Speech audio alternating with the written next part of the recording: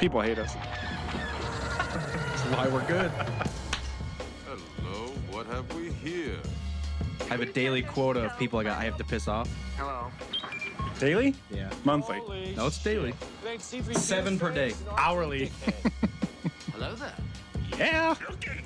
Found someone you have, I would say. May the force be with us. Fucking A. Good day, Galaxy. Rogue Squadron Podcast. That was the most white introduction I've ever done. Good day, Galaxy. Good day, Galaxy. I feel like I'm on CNN. You got to go back and do like the 50s, and 60s style of talking. Good day, Galaxy. Good day, Galaxy. What are we getting into today? Cookies and cream. You see here with the Star Wars, What's newfound sci-fi, science fiction, Star Wars. Fandangled doohickey. All right, that's enough. I've had enough. Hi, everyone. How's it going? Rogue Squadron Podcast. I'm not saying anything else. You look unnatural with the fucking boom arm thing. Trying. I have a boom arm. I've had 2 of them for a while. Mopar refuses to use one. Now you're pissed. And now I know why, because this looks weird. You need to get rid of that shit. He's depressed squad pod. Okay. You can take it off. Yeah, no, I can't. I'll mute your mic. You can unfucking unravel it, and we'll be fine. We can go from there. All right, guys. Rogue Squad Pod on all social media. I feel like, and when I get loud, mine shuts off because I hear me and yours. Now, okay. Maybe I'll just go like this. Everyone calm down. Pissed. Is that better? No. Yes, it is. A lot better. All right, cool. Yeah, so what we're going to be talking about today, Commander picked up the Darth Maul comic, and he has run through it, and glorified through it. So we'll be talking about that. We do have our special guest, Daniel in Star Wars. If you're not following him on Instagram and all of it, go do it because he's awesome. He is a self-proclaimed nerd, Jedi, singer, actor, guitarist, public speaker, choreographer, brand rep, and I'm pretty sure he's the baby daddy for Beyonce's new. I'm pretty sure. Twins. It's guaranteed. Twins that are set to save the galaxy. I looked up, we were looking at his Instagram profile to make sure we introduced him properly, and I was like, whoa, this guy does 75,000 different things. Yeah. Savior of the galaxy and actor. He is Revan. He actually, there was a cool pic that we're on his Instagram page. I think Commander just said that. He had a picture, this one, that is like clearly the Revan pic, but he just like put his head on there. I love it. If everyone doesn't know, we are the biggest Revan KOTOR fans Of all time. So maybe besides the guys that are remaking the damn game. They might have us. What episode was that? 94. Docking Bay 94. So if you guys are KOTOR fans, go back to Docking Bay episode 94 of the podcast. We had the guys from Aperion on who are... Best idea, worst name ever. Ape Iron. It's not Aperion. Yeah. It's Aperion. If you're wondering how it's spelled, it's Ape Iron. Find those guys. They're doing a glorified rendition of KOTOR. They're just revamping everything graphics wise. So it's exciting. It's exciting. It is, but the way you describe things sometimes, the glorified rendition of KOTOR. It's happening in a church or something. It is. There's going to be organs and... Yeah. So yeah, follow them on Twitter. It literally is spelled Ape Iron _ KOTOR. And then they also have, they Twitch stream their dev sessions, but it's not the same username. And I don't know exactly what it is, but I'm sure you can find it on Twitter. Because everything happens on Twitter. Fuck them. On argues and fucking bullshit on Twitter. Don't talk about them anymore. All right. Okay. We're going to be talking about Daniel and Star Wars. Most of the episode, yeah. But as we do every episode, we're going to be jumping into our beer review. We've got Jackie O's, which is it's not local, but it is local. So they're out of Athens, Ohio, which is where Ohio University is. Yeah. So it's about an hour 15 from where we are. Yeah, close. But Jackie O's makes delicious beer, and they've never steered us wrong. So this is probably going to be the worst beer ever created. We've had a bunch of good ones, but never on the show. Well, no, I take that back. With next time, the first time he was on, before we gave him his name next time. The first time we had him on. And then last time, we did the Raz Wheat, which was good. I do, honestly, I probably said 1,000 times on that episode, but I'm not a raspberry fan. That beer is really fucking amazing, good. Right? Yeah. But that was part of like a 7-beer extravaganza. So this we're going to actually fully review. It's called Morning Cloak. It's a hoppy pale ale. We're getting right into it? Well, I'm just kind of talking about it real quick, but the art on it looks fucking amazing. You know, Tell me. There's a company that sells shirts that basically they hire actual artists to make art, and then they just put it on shirts, and it's called Curbside Clothing. Sounds legit. We're not sponsored by them. But are they awesome? It's fucking legit stuff. Do they do Star Wars art? No, they don't. Copyrighted. It's just kind of weird animals, and I don't know. I've been getting into it. I really like that type of art, which is why I'm talking about it is Jackie O's can over here has similar type of art. The colors on it look cool. I like them. Getting into colors, man. It looks like like a 60s or 70s album cover. Yeah, that's why I kind of like it. Yeah, it does definitely look like an album cover. Yeah.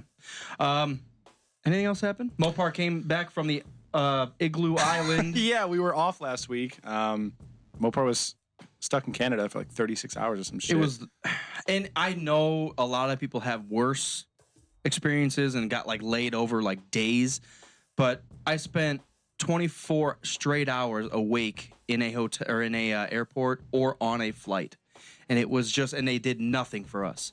On the flight, they offered us water. Really? I'm like, I've been up for 20 hours straight. I've never had that experience. It was a 9-hour delay to get on a flight at 12:30. I was supposed to we were supposed to take off at 3. We didn't take off till 12:30.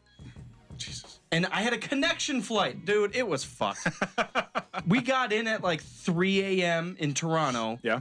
And they were rescheduling everything. Everyone got, we'll buy you a hotel, go sleep, and then come back tonight. They said, no, you're flying out in 3 hours. I'm like, what the fuck, man? I can't do this. That's dying. Ridiculous, man. It got to the point where I didn't even know Air Canada. I'm probably never gonna fly them unless I absolutely have to. It was really cheap, so you get what you pay for. But that's true. I've never had that experience. Well, in Halifax, but that's where we were flying out of. Or I went from Halifax to Toronto to Columbus. Halifax had fog, like you couldn't see shit for probably 13, 14 hours. Damn. They hadn't had a plane land all day. So planes could take off, and by the time it got to 5 p.m., they had no planes at the airport. Nothing could land for like 12 hours. So where'd the other planes go? What do you do in that situation? No, they all took off, but no one could land because of the fog. You can take off in fog. They couldn't see the fucking runway. But all the flights that were supposed to come in, what happened to them? Everybody got canceled except for our flight. Everybody. That's ridiculous. From noon on, our flight was the only one to take off. It's crazy that once you're through security, you're basically trapped there. Well, the thing that sucks is, for me, it's shitty, but I would be staying in a hotel. Some of these people live in Halifax 15 minutes down the road, but they can't go home because every 2 hours it's just delayed another 2 or 3 hours. By the time you get home and do something, you're probably going to miss it. Yeah. So it was even shittier for other people, and it got to the point where we were just staring at each other like, you got to be fucking kidding me. It was just a nightmare. Well, you're back, so we can talk about Star Wars and shit now. Yeah, so like I said, I was in Halifax, so Nova Scotia. It was very quiet, very barren up there. Tundra. That is tundra. It is tundra. I've never seen the ocean like that. Like I've been Frozen? Obviously, yeah, it was just ice. There was no water. Mopar went to Hoth last week. It was. See any Tauntauns? It was. That's what you should have done. Fuck the flight, get a Tauntaun, and ride all the way back. It was windier than Hoth. I didn't realize it was so windy up there. They shut entire roads down for wind. Because they said there's a 9-mile bridge over to Prince Edward Island, which is a small little like almost resort island, but during the winter it's kind of shut down. Right. One of the guys that was carting me around, he kind of just took me out there to do it. Yeah. And there was like I said, a 9-mile bridge that they built, but that bridge shuts down because the wind comes off. It's over the Atlantic right there, but it's all ice. Right. So when the ice comes, the wind just picks up off the ice, and they said it'll throw entire semis off the bridge. Jesus. So wonder. it's pretty intense up there. It was. I wonder that first event that made them decide to close the bridge down. Hey, we built this great bridge. 37 people died. They got flown hundreds of thousands of feet in the air. They haven't landed yet. They're still flying. Too much fog. Yeah, so it was a beautiful place, but it's very barren, very tundra, and I like a lot of the natives, locals said, just come back in the summer, and it's just legit. but I was there and we walked into a gas station and there was this little girl. I'm like, so it's pretty quiet out this way. She's like, oh, you're not from here. I was like, no, I'm from the States. And she's like, yeah, you're the first customer I've seen in like 6 hours. I'm like, God, why is the store even open? Exactly. That's crazy. But we complain about Ohio. People are too nice. On the flight over, there was a local sitting next to me, and he would not stop talking. He was a nice guy, but he was one of those, like, he was being too loud, and everybody was sleeping, and I was just like, yeah, trying to be nice. Yeah, so the weather out there, huh? Yeah, no.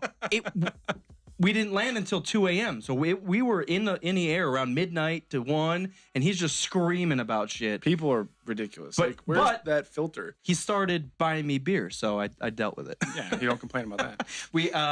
I had Molson in a can for the first time. It was a nice old-looking can. It looked pretty cool. Nice. I saw that picture. So, I can hear you. Sorry. Well, I can't hear you. You're texting, so I can read you. I might have to move this. I rearranged the studio, if you guys couldn't tell. Makes it easier to see all the beautifulness. Yes, so we can't... But the TV's still over here. We can't hear you, so... Kerner's pissed, so okay. Is Kerner there? Nick Kerner. I'm pissed. That's all he says. All right, guys. All right, we're moving on. Let's get this beer done so we can call up our boy Daniel and fuck around. Yeah, baby. I hate the fucking seagull containers. Yeah, this sucks. I call it something different every time. Seal, seagulls, and I've called it the dolphin container and shit. You can leave it there. It's fine. Yeah, we got cans today. This is a funky looking little thing. It's like a space cockroach sitting on a shoe cloud. What the fuck? It starts to like turn into something, and then by the time you get to the end of the shape, it's just something different. Like this looks like a tree limb, and then it looks like a wave, and then it looks like mustard, and then it looks like lightning or something. I thought it was like a witch's boot or a sorting hat. Didn't I do this like 2 episodes ago? Do it every time. I opened the beer, and then I started to look at shit, and I spilled it. All right. Seems pretty hoppy so far. Glub, glub, glub, glub, glub. Yeah. But every single thing I've ever had by Jackie O's has been fantastic. So I'm pulling a Commander, and I can't lick it up. I ruined the taste test. I got to let it dry on my hand. Yeah, don't lick it up. Shit. Sorry. It's okay. We'll figure it out. Oh, so if you guys are tuning in just now, wipe it on your fucking pants, you weirdo. We will be at Star Wars Celebration in Orlando. Oh my gosh, dude, I'm so excited for that. We'll be there. So if you guys are going to be there, give us a shout, and we'll meet up and hang out. And we're gonna meet up with Chris Sparks, who was on quite a few episodes ago, but it was a really good episode. I may get my first tattoo ever. Yeah. You know what? I'm gonna get my first tattoo ever. Just gotta figure out what I want. I don't know if I'm gonna get another one from him. I don't want. It's a fine line because I don't want something that's like too over. I don't want like a fucking stormtrooper on my arm. You know, that's not really my style. Well, something that like represents like Star Wars. What next time? Yeah. That's cool. So we'll figure it out. Morning Glory or whatever. Fuck this. Oh, there's a bunch of shit going on here. Everyone's pissed. Everyone spilled everything. All right. It just smells like a pale ale. All right. It just smells like a pale ale. Cheers.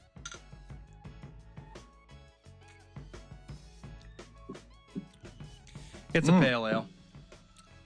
Ooh, kind of has like a citrusy thing at the end. I just a little bit at the end. This is going off the rails. Everything's fucked. No, it's good. It's not like. Well, let me take another sip. I'm not getting like a super unique flavor, you know. It's just like this is a good pale ale. Drink it. Yeah, that's kind of where I'm sitting too. Spring seasonal. This stuff. Oh, it's really low alcohol. It's 4.5. I guess that's average, but that's quite low for. It does though give you a really good blend. Like the taste kind of hits you in waves. Yeah, it's like bitter hops, and then it's malt, and then it's like citrus at the end. It does smooth out very well. Yeah, it's balanced really well. Ooh, actually, the more and more I'm drinking it, I'm starting to. First sip, fuck this, and then 3 sips later, oh my god, this is amazing! It's the best beer I've ever had. Sustainably. I'm just holding it up so the peeps can see it a little bit. Yeah, but what does this say? It says lupulin driven. Lupulin? I don't know the fuck word that is. They said that a lot in Nova Scotia. It means fucking asshole. They're talking about you. I gotta know though. It's driving me the fuck nuts. Lupulin. Driven. The joy of beer and liquid effect. Oh, I think it's a type of hops. Yeah, it's a type of hops. But how do hops drive? Hammered. Yeah, it's a different type of hops. It's interesting. It says a yellowish brown substance obtained from the glands at the base of the hop plant. Thank God you ended that with hop plant. Yellowish brown substance obtained from the glands of the sarlacc. We are slowly fermented over 1,000 years. We milk the sarlaccs and then we put that yellow brown substance in your beer. Formerly used in medicine as a sedative. So we're all going to pass the fuck out in 5 seconds. No, it's good beer, though. It gives you... it doesn't shock you. It doesn't surprise you. And then as you drink it, it gets better and better. I think, as you said, it's well blended. Very well balanced. Yeah, you don't get... Because we also like a lot of monkey glands from KOTOR. Hello again from Moscow. Why do you say sorry? Discrota. Standard Indian Pale Ale. It's not an IPA. It's a Pale Ale. Kerner, learn your beer, man. Learn your... It's our buddy Kerner on the chat. All he's had is Coors and Christmas Ale. He has been drinking... There was another one that... I know. Purple Haze. He likes his Purple Haze, too. It's good beer. What are we going to go through here? Actor Jimmy V has taken over as R2-D2. Yeah. I think Sorry, go ahead. Go find a picture of Jimmy V, first of all. He looks like a badass. A badass little guy. I want to see if I can do this, actually. Like, he was birthed from a sarlacc pit, and that's just his face. Like, what the fuck, man? If you're watching on Twitch. Because Kenny Baker had such a soft, like, presence. Yeah. Like, he just seemed bubbly and happy all the time. This guy looks like his drunk uncle. Drunkle.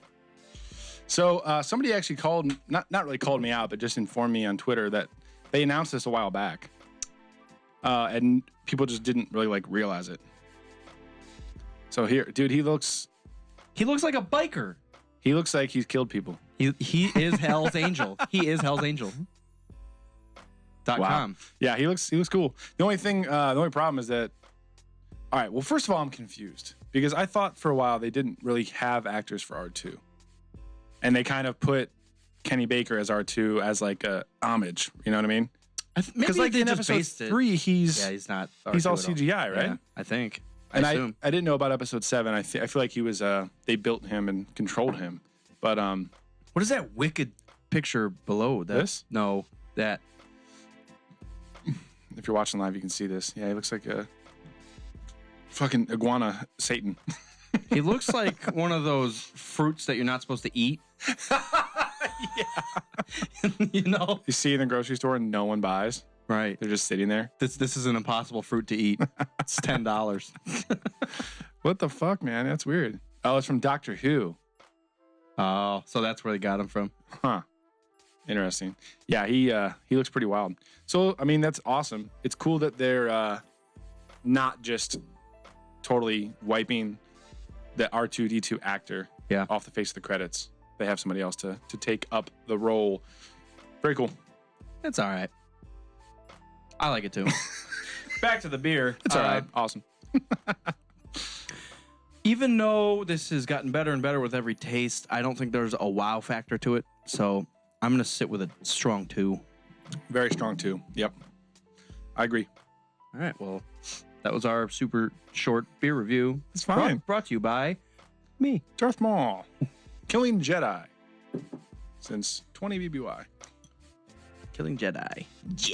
Or whatever the hell it is. So let's I'm gonna stick with a solid 2 as well. That's good. Our rating system for beer is 0 out of 3, excuse me. 3 is the best of the best. 2 is very good. This is fantastic beer. It's not anything we haven't had before, you know, but it's definitely drinkable, definitely awesome. Worth checking out. 1 star is worth trying at some point, and 0 stars is avoid for fear of certain death. That's a pretty fucking sweet picture. Next issue. Looks pretty raw. Now I'm confused. We're about to move into this Darth Maul thing if you're not watching and you can't see. I thought comics came out in short installments once a week. Am I wrong on that? I don't think you're right. Or every other week or something. I don't know. I'm not a comic buff. Well, this one came out 2 weeks ago. And the next issue you just showed me on that little ad is not until March 22nd. So this sounds like every other month or something? Maybe every month? Is it a 12-issue thing? Like what? I don't know. Someone that actually knows comics will correct us. But I did get the Darth Maul. You already showed this, didn't you? Mm-hmm. Yeah, it's Darth Maul, yeah. We talked a lot about, let me check this fucking thing. Discrota, no, Purple Haze is a beer by Abita. You drunk bastard. You fucking high ho from Moscow. We were curious with all the stuff that they've done in Rebels and Clone Wars, where they were going to place this comic. So where? Yeah. So it starts. All right. So it starts before Phantom Menace. Ooh. So it's all inside his head. Not all inside his head, but mainly, like, he doesn't pretty much utter a word the entire thing. It's all the bubbles are like the square, like, thought boxes. So it's just him thinking about everything that's happening around him. Check out this fucking shot. It opens, he's on some planet hunting Rathtars. And he's coming at these hoes with a halberd. Not even a lightsaber. A halberd. It's fucking crazy. The dude's wicked. So the premise behind this whole first issue is that the Maul that we see at the end of episode 1, savage, ready to kill people. He's so eager to fight Qui-Gon and Obi-Wan, right? Oh, yeah. It's almost like he wants to test himself. Like, what can kill me? Exactly. Bring it on. So the point of this is that Palpatine is holding him back. He, like, trained him to be this savage murderer, but is restricting him from going out and killing people because Palpatine has his plans, obviously. He wants to do things in the right time. So this whole thing is like inside Maul's head, like, my master trained me to be a fucking weapon, but he won't use the weapon. So now he's pissed. So then he goes out to planets and kills Rathtars to, like, get his blood rage filled, what the fuck you call it. But it's sweet. I don't want to give too much away because I definitely want people to read it, but it's all, I don't know a specific time, but it's definitely before Phantom Menace, and it's him wanting to test his ways. That picture of Sidious. And Palpatine saying, please no, don't do it. You gotta wait for my fucking instructions. Gotta wait for my request. There is one awesome, well, his ship looks so cool, first of all. The indicator? Or the, it's a Sith infiltrator. Infiltrator. I don't think it has a name, though. Like a nickname. There is a cool scene that reminded me a lot of... Is that Bosk? No. Reminded me a lot of episode 3 when Anakin goes to Mustafar to kill all the Trade Federation people. There's a scene kind of like that. It's pretty rad. And at the moment when you think he's going to show some mercy, you realize, wait a second, this is Maul. And he fucking kills everyone. It's awesome. I love it. So I don't want to give too much away, but definitely go check it out. It's worth it. I think for us, what happened in the thing, man? We're good. For us especially, that we don't have crazy amounts of time to read all the novels and everything. I think the comic series is going to be really good. Especially if it doesn't have words. Especially if the main character doesn't say anything. He's just talking. Blow through that real quick. Exactly. Awesome. Rated T for the fuck you watching this T for Tauntaun. T for Tauntaun. All right. 2 out of 3 stars. For the beer or for the comic? You tell me. Comics. So, we don't do we do halves? Can I say 2.5 out of 3? Yeah. All right, 2.5 out of 3. That's pretty good. I'm surprised you got that high. I like it. All right, you ready to ring up this mofo? Yeah. Okay. Yeah. All right. Yeah. All right. If you're live, you can still see us. If you're not, you can not. If you're live, you can see us. If you're live, I said you can't, but my mouth didn't produce the T. You can't not. Not gonna happen, buddy. Oogly boogly. Schmibbity delay. Schmip. All right, let me fix this. Oh, God damn. All right, Daniel. If you're watching, we're about to call you. Scrota's asking both of us if we got haircuts. I don't get haircuts. It just falls out naturally. No, the camera's at a different angle, so you haven't seen us. This prettiness before. Guys, my phone died. I feel helpless and afraid. Luckily,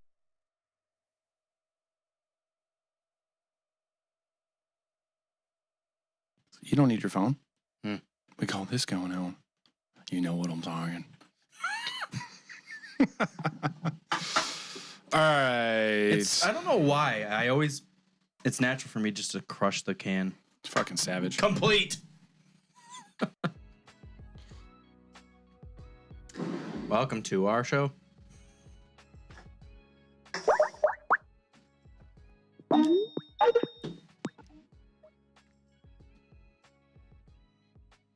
Daniel. Welcome. Oh, good day, gentlemen. How are you guys doing? What's up? I was watching you guys enjoy your beer. Oh, yeah. We got to do the review to get out of the way. Yes. We tried a few times to, like, do the review with a guest, but it's so hard to find the same beer in the same areas. Oh, yeah, that's true. So after a while, we had to just give up. Gave up and drank it all ourselves. So, you guys know I fight with the Saber Legion, right? Saber Legion. Go ahead. Yeah. Yeah, so they actually have one sponsor now, and it's the Brooklyn Brewery. Oh, nice. Okay. Yeah. So the Brooklyn Brewery came out, and they were sharing their beer with the fighters and selling their beer to the audience while we were there. So pretty cool. That's awesome. You said what Legion? The Saber Legion. So explain who and why they are. So the Saber Legion is basically an international lightsaber fighting league. Oh my god. Yeah. So never heard sexier words before. So last year they had the first tournament, their first championship series tournament. Okay. So they did a full fight. They invited fighters from all of their charters. They have charters all over the world. And they invited fighters from all the charters to come out and compete. I went, and one of the guys who went with me was actually the owner of Saberforge. He won. I won the consolation round. But there's a whole bunch of improvements they've made since then to the judging system and all the rest of the point system and everything. So whenever I went to the Saber Resolution a couple weeks ago, I don't know if you guys saw, but I went to Minnesota. But when I went to Minnesota for the Saber Resolution, I fought the second-rated fighter in the league and won. So I won that match. Yeah, I know, right? Oh. So what's going to end up happening is sometime this year I should have a shot at the championship. So I'll be taking the championship this year, basically. So Daniel's going to be going out and murdering people. I can feel he's using a lightsaber throw right now, and it's coming across the states, and it's going to stab me right in the back. That's how good he is. It's astounding. So we've got Daniel in Star Wars with us right now. If you're not following him already, Revan Mask, bring it back. Stop. Oh my God, that looks sweet. Yeah, this is from Lion's Den, and then I have one of my wife's bone trophies that she makes on there. That's awesome. So put the mask on. Well, we're interviewing Revan right now. We're talking to Revan. You know what we need to do actually is an interview with Revan. Yeah, we should do. That's awesome. Right. Once I get my Holocron series up and running, we should absolutely do an in-character interview. Yeah, that'd be hilarious. So what are your thoughts on Malik? He doesn't shower. He's a piece of shit. Shower now. Asshole shot me. He doesn't shower much. He shot me. He really likes his red spandex. That's all I have to say. Hey, he looks good on it, but it's a bit outdated. Just a taste. So, did you heard us talk about the Maul book? I did. I haven't read any of the new Marvel comics. I read the first issue, and that was it. So the Vader? Yeah. Well, it was just called Star Wars then, so it wasn't even a Vader comic. Interesting. I've heard really good things about the Vader comic and now about the Maul series, so I think I'm gonna have to get on the ball. It was a good start. Yeah, it was a great first episode, and I don't really know. I'm not a huge comic buff, but in terms of Star Wars content, in terms of new canon stuff, it was a really good place to start.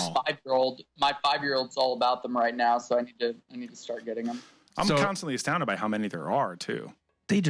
Once Disney got behind the train, yeah, it was turbocharged and it is running your ass over. It's hard to keep up with it though. It gets to the point where there's so many books and stuff flying at you. It's gotten to the point where I don't even know where to start.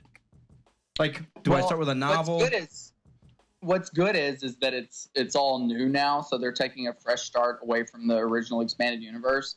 So if you want to get started and you don't want it to be like it was for me, where I found out about the expanded universe when I was in the Marine Corps, and it was already massive, so where to start, it's kind of like, what do I do? Now is like the time to get started in it. Very true. It's they're doing it right. And I'm excited because we do have new Star Wars content. So it's hard to complain about anything, because if you're a comic book fan, you got new comics. If you're a novel fan, you got new novels. We got movies flying out the ass. Series, games. But the fact that a mind-reading octopus is canon and Revan is not, it pisses me off. But that mind-reading thing in Rogue One that Saul uses, oh my God. You know... Revan can't get the okay, but that thing can. But here's the thing. They've been setting up for Revan so hard for the last 2 years. Yeah.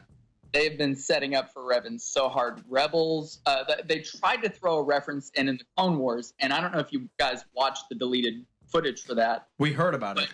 It wasn't, in my opinion, it wasn't the way they should have gone with Revan. Revan didn't die a Sith. If you follow the BioWare version, sure, and I think really be cheating his sort of overall character of what we know about him, if they just made him a Sith and made his story way less interesting. Right. So that's one of the big reasons that I'm working on this Holocron series, because I want to show an alternative way to go with Revan. It's going to be weird. My Holocron series is going to be weird. So describe what you're actually working on. What is this series? Okay. So, Revan's Holocron is going to... yeah. Oh, yeah. Yes. So, what's cool is once I get some actual content up, these are going to be available in Holocron format. So you're actually going to be able to get the show on a Holocron that you can have in your own possession. Ah, okay. So has Disney hired you yet for that? Because that's amazing. No, they haven't yet. They don't even know. Nobody knows, because I've only filmed kind of like a crappy test footage proof of concept idea that's supposed to be Revan's first attempt at a Holocron entry as a Padawan. So he sucks at it, and he totally just kind of goes out there and messes around and sandbags it because Freya tells him to go Holocron. So it's a little jumbled. It's a little confusing. It's going to be poor quality compared to what I'm going to actually shoot. And then the way the series is going to work, it's going to cover kind of 3 topics in each entry. Right. So each Holocron entry is going to train the person active in 3 different areas, and they're going to follow the 3 pillars of the Jedi, which is force, knowledge, self-discipline. So he's going to give some lore on the Force. So he's going to give some of his philosophical ideologies on the Force itself. He's going to give knowledge. So he's going to be covering the history. What we're going to actually come in on is Revan investigating Exar Kun's fall to Tarkin. Ooh, so, damn. Yeah, he and Krey are actually going to be sort of on a Jedi Explorer Corps mission to retrace Exar Kun's steps through the Great Sith War, right? And it's going to be interesting because my goal for this is to kind of show some of the Jedi Order's dirty secrets throughout the past, and explain kind of why the Sith hate the Jedi as much. And then also to bring some knowledge to the Infinite Empire and how they used the Starforged to subject the galaxy and how they fell, how their empire fell. So Revan's going to be retracing Exar Kun's steps. He and Krey are also going to be retracing the steps of the Infinite Empire, which is something that they're going to catch glimpse of and not know what it is and pick up clues along that. And then the self-discipline part, Revan's going to actually be teaching a combat system that he learned from Exar Kun. Okay. Damn. In depth. That sounds fucking intense, man. That's awesome. Yeah. So it's a really big project, but it's mostly stuff that I'll be able to shoot by myself. Right. Mm-hmm. Ideally with somebody with a GoPro. The way I want this to be is is at first it's going to be first-person perspective from the person who's accessing the holocron. So you're eventually going to see this character start interacting with Revan because a holocron is an interactive teacher. Right. Basically, if you possess a holocron, you possess that person's consciousness. So you can train with them basically real time anywhere. And in Revan's case, the holocron will actually draw your consciousness into the holocron, so it's like you're experiencing it VR. Mm-hmm. So, is Snoke from a holocron? That's our theory. That's your theory. That's an interesting theory. I was really intrigued by the Snoke is Ezra theory, personally. I'm still intrigued by that, yeah. I'm very intrigued by that. I think there's a lot of credence to it, and even though they've sort of said all the theories about Snoke are wrong so far, I think there might be something to that one. I think it could be as simple as it's like a Plagueis holocron. He did so much experimentation and all this craziness that he had to have documented it in some which way or form, and I feel like that would have been it. So it's interesting. It seems to me that what they're setting up is that Snoke was somehow present during the fall of the Empire and was somehow connected to Kylo Ren's upbringing as Ben Solo. So Leia and Han talk about Snoke as though he's been controlling Kylo Ren for years. Yeah. You know, I didn't really think about that because when Han and Leia are talking about it was Snoke that turned our son to the dark side. But she kind of refers to him like, no, it was that guy that we know. Right. So what if it was just like a drunk uncle that talked Kylo into going to the dark side? But no, you know what I'm saying. Like, what if it was like an extended? What if it was? I don't know. Third cousin. Yeah, the extended family, possibly. Yeah, I don't know. That's interesting.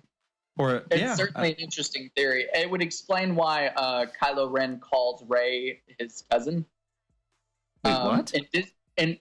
So in Disney Infinity, the like kids game with the action figures that you put on the base. Yeah. Mm-hmm. When Kylo Ren faces Rey, he says, "Face me, cousin." And what? This was right after the release of The Force Awakens, and Disney Infinity dropped the ball, and it spread like wildfire. It wasn't any time before it was getting shared around in articles. Ooh. And Disney immediately responded. They were like, "No, he says curses, not cousin." Yeah, right. No, Disney legitimately went out and murdered a couple people because of that slip. They probably did. The mouse brought the hammer down. That was what I was thinking, though. I was like, nowhere in the history of ever have I ever heard anybody go, "Face me, curses." Not once. Not once ever. Yeah. So that's a bad cover. Yeah, it was definitely "Face me, cousin." So he definitely says "Face me, couscous." He was just really fucking hungry. Well, I would have gone with anything. I would have gone with anything but cousin. Yeah. Well, I still hold faith that she's Luke's daughter. So that would make cousin make sense, and it's just too obvious. But I think it's real. We're just skipping the fact that Mara Jade could still technically exist. No. And maybe it was. I think Kylo Ren killed her. That's what I think. I think too, and maybe that was his mom. That he was a stepson to Luke or something. Something crazy. Anything can happen. I really wish they would get Mila Jovovich to be Mara Jade if they do that. Who's that? Like a flashback or something. Who's that? Mila Jovovich, the main character from Resident Evil. Oh yeah. Oh yeah. She's got great acting abilities. Yeah. That fit. Lilu from The Fifth Element. Oh yeah. Right. Yeah. Okay. Yeah, I have a huge celebrity crush on Mila Jovovich. I don't care how old she gets. When she's 90, I'll still have a celebrity crush on her. You just want Mara Jade to be sexy. Well, if we're at that point, let's just do Scarlett Johansson. Oh, now she can't be Black Widow. Young. And you know what, Disney, you don't get to use Scarlett Johansson for every redheaded. Exactly. They can. They are Disney. I mean, they can. They are Disney. I think they should use Alkali Lake as. Ooh. I'm really sad. I'm really sad that they cast Emilia Clarke as a character in the Han Solo spinoff, because I think she would make a fantastic Bastila. Yeah, that'd be sweet. Yeah, I think she could pull it off. She could be the right amount of posh but funny that you would need for a Bastila character to not be too. We got a question for you too. Discrota says he's been following you on Instagram for about a year and a half. What is your favorite lightsaber hilt that you have? That you own? That's a good question. And you know what? It's kind of hard because I have two that I really like right now. The first is my deployment saber, which started its life as a Parks QV Deuce. It went to Iraq with me, and then when I was let go from Saber Forge, I sold it to cover some expenses. And the guy I sold it to and another guy got together and did it up for me nice. They acid etched my Marine Corps emblem and unit logo and all sorts of stuff on there. Put a prism in it and then sent it back to me and presented it to me. Oh, that's sweet. As just a thank you for the community. So that one will always have a top spot in my heart because of that. Plus, I took that into combat against Ryan Caps in Minnesota when I won. So that saber's also special because it's one of title fight. But as far as comfort goes, I really like my Revan from Vader's Vault. This is a super cool saber. I knocked the speaker out of it while I was in Minnesota because I was fighting with it a lot. So there's blood on it. So there's blood on the saber, basically. Blood and Jedi guts. Yeah, well, and once I break a saber, the gloves are off. That's whenever I start my customizations. That's whenever I start making it my own. So this switch right here is going to get taken out. I'm going to mill it really big for a crystal chamber. I'm going to move a much smaller switch down here, and then I'm going to do acid etching over the whole thing and make it nice and pretty. What about from the Star Wars universe? Particularly, whose lightsaber would you endure? If I had to pick from the films, which lightsaber I would just pick up and start swinging at people with lethal intent, I'd probably pick either Ki-Adi-Mundi's lightsaber or I would pick Mace Windu's lightsaber. I like Mace's. Mace Windu's lightsaber's nice and comfortable. It's a short hand and a half hilt. So it's really maneuverable. It's really light. It's really sleek. There's not a lot of stuff on it to reach out and grab your hands. A little too pretty for my taste, which is why I say Ki-Adi-Mundi's. His saber was also pretty sleek. Didn't have a lot of stuff on it to catch your hands. And Ki-Adi-Mundi was one of the better swords in the order. It kind of looks like Qui-Gon's. Yeah, it does kind of.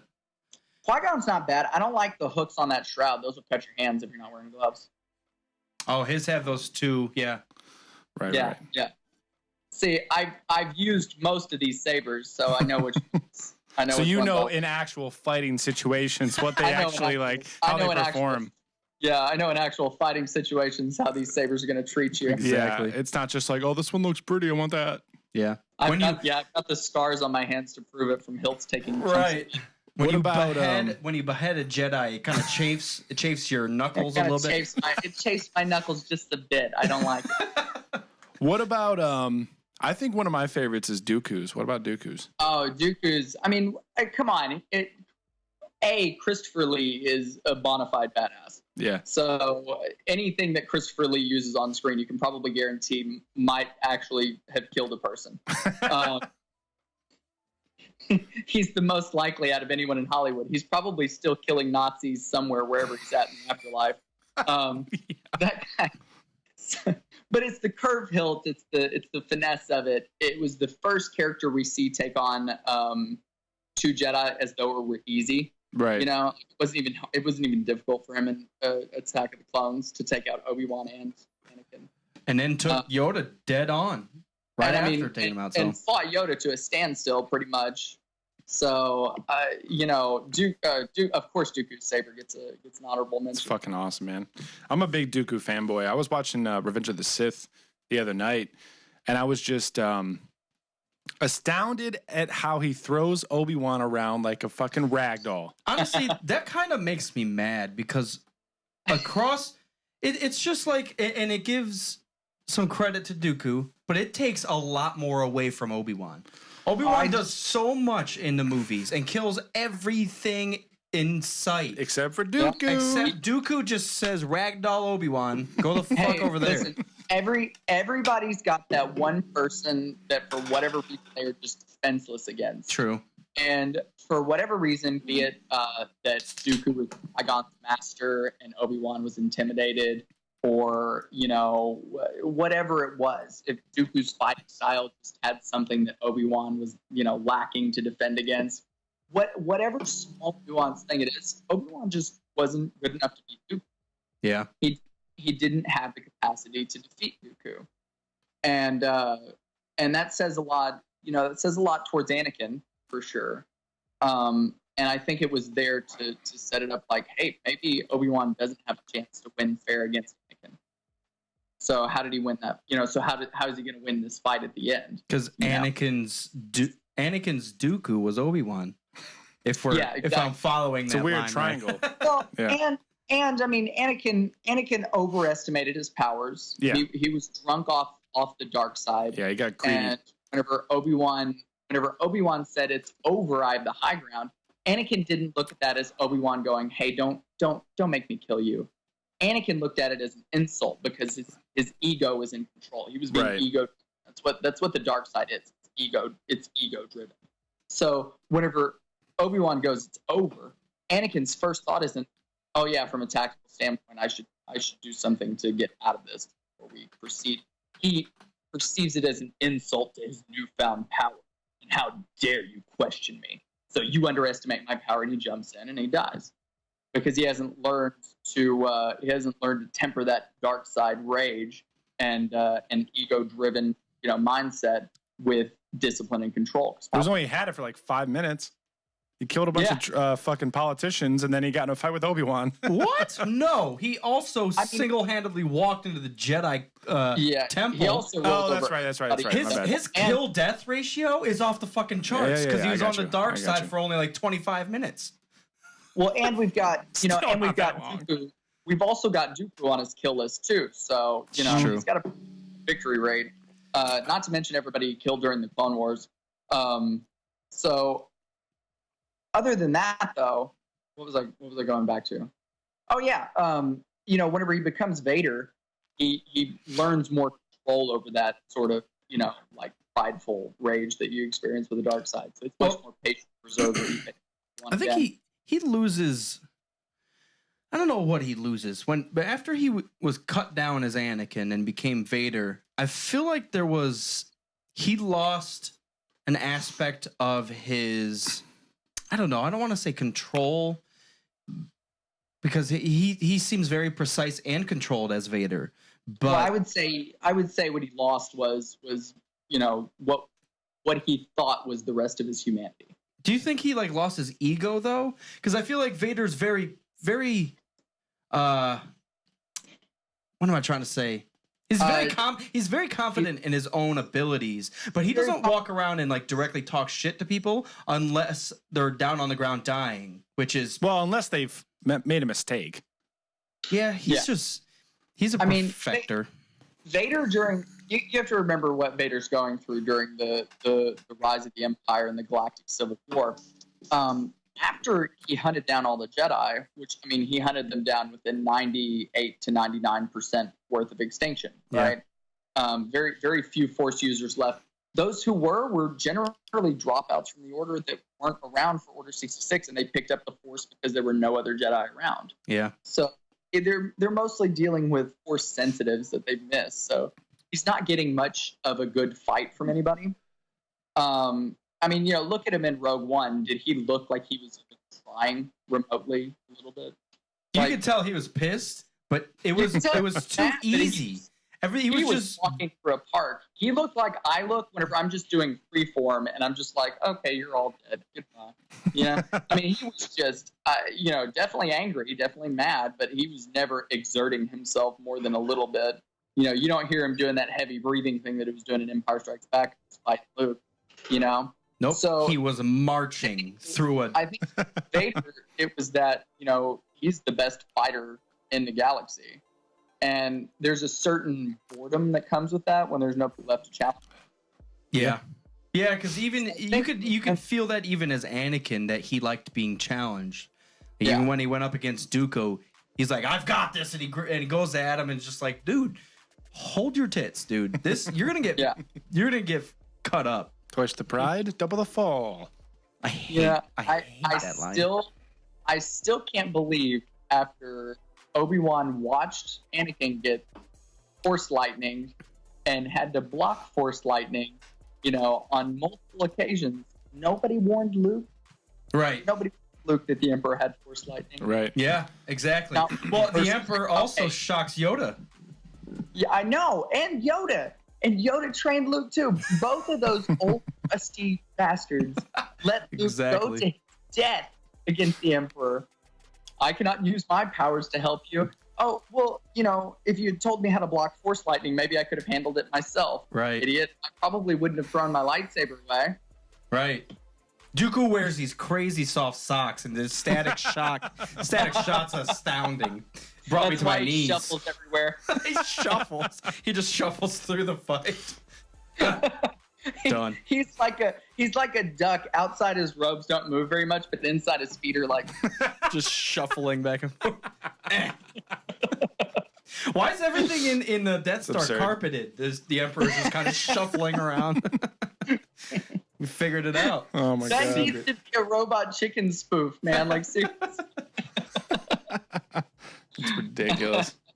We got another question from Discrota. Go ahead. You're gonna have to run the questions. Discrota. I can't hardly see. Does the lessons Darth Bane learn regarding dueling? Can you read? I can't see right now. Do the lessons that Darth Bane learns regarding dueling in the first book stand true in real life practice? Oh, I would need to go back and read that book. It's been a hot minute. Yeah. I remember reading that book when I was in the Marine Corps. I think I started that trilogy. I have it somewhere. That was just a really good trilogy. I don't remember if all of the stuff in there was dead on martially correct, but I seem to remember some of it at least having some truth to it, because I remember when I was reading, I'm like, man, they put a lot of thought into this. And that's why I was so disappointed with Drew for writing that Revan novel. Yeah. Because the Bane trilogy was so good and the character development was amazing. Mm-hmm. And Bane was the first Sith I ever fell in love with. And I love his path. I from start to finish. Yeah. Minds of what was it? Where was he at? Where were the mines that he was on? Middle of nowhere. Anyway, from his time in the mines to his rise to a Sith Lord, destroying the temple or destroying the Sith Order and then rebuilding it in his own image, it was a great ride. And then watching him break his own rules at the end was special for me too. Albatross is where he's from. And then I hated the Revan novel.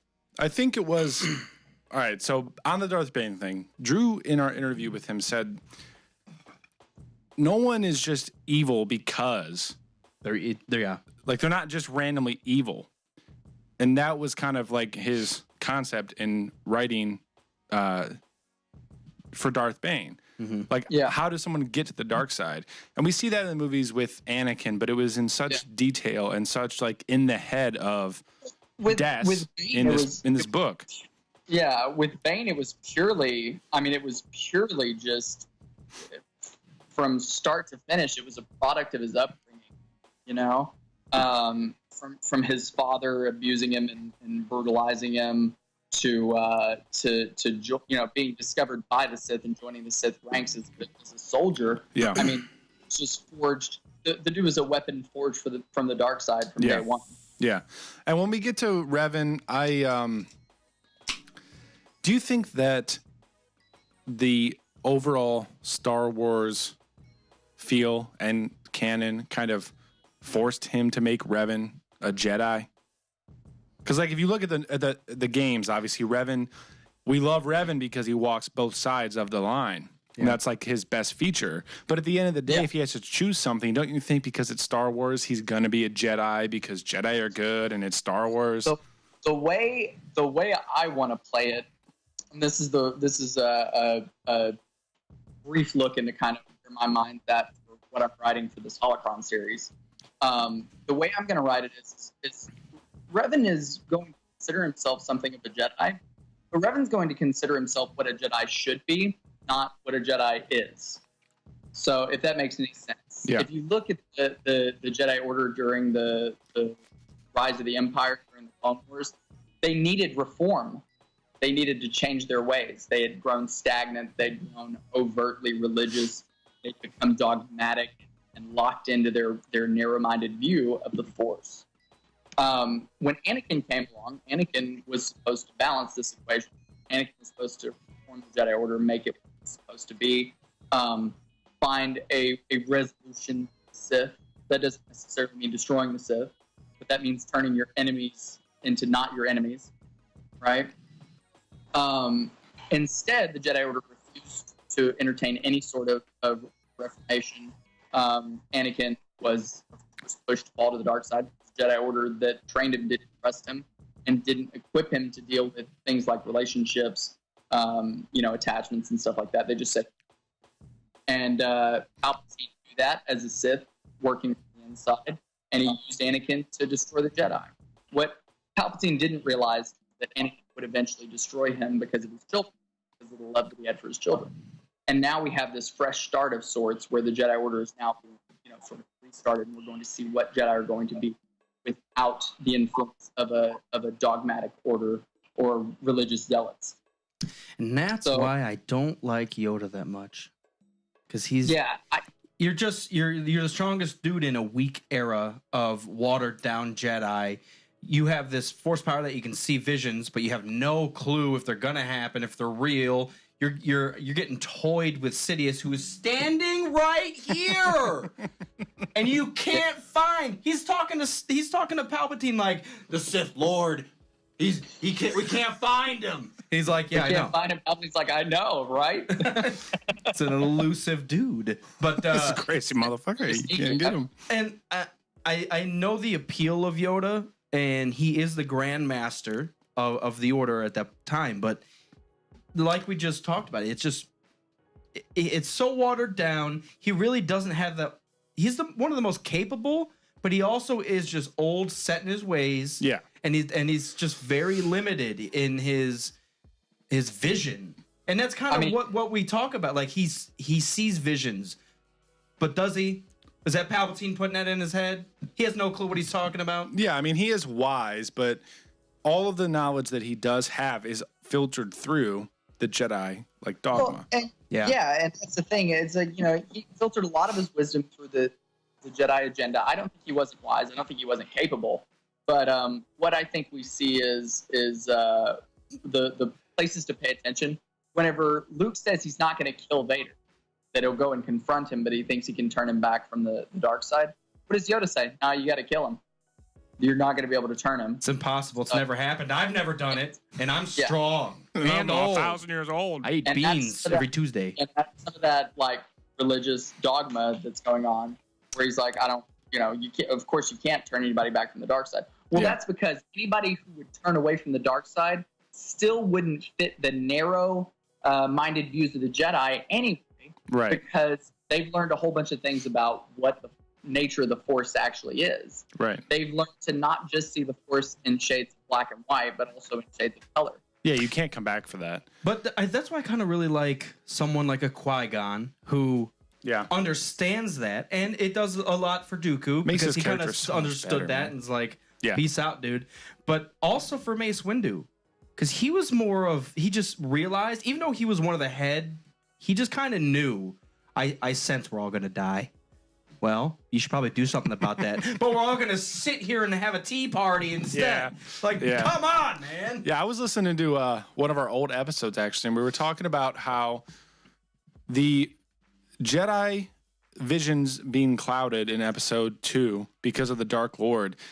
it may not be so much as that Sidious is like purposely blocking everyone's vision, but that the Jedi are so clogged up with dogma that they don't realize what's around them. They're detuning themselves from the Force. Yeah, like everyone associates it with the dark side. It's clouding everything. If we played a drinking game with every time Yoda says hard to see or clouded, I'd be hammered out every movie that he's in.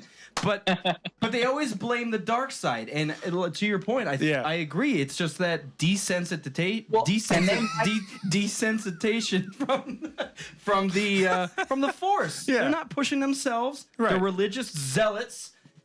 Calm down. Yeah. Go ahead. I'm sorry. I get pissed. Well, no, and that's basically, like I said, that's basically where my head's at with the writing of this Holocron series.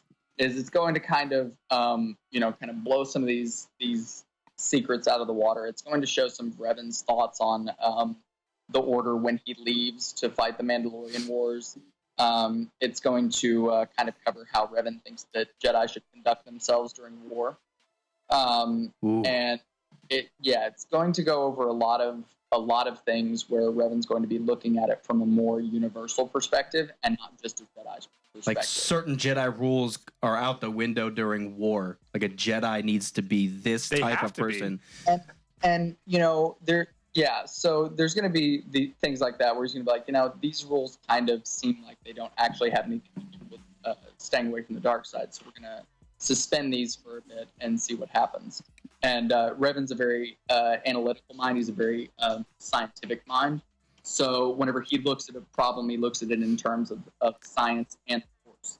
So he combines those two things so that he can figure out something for himself instead of letting the Jedi Council tell him what he needs to think.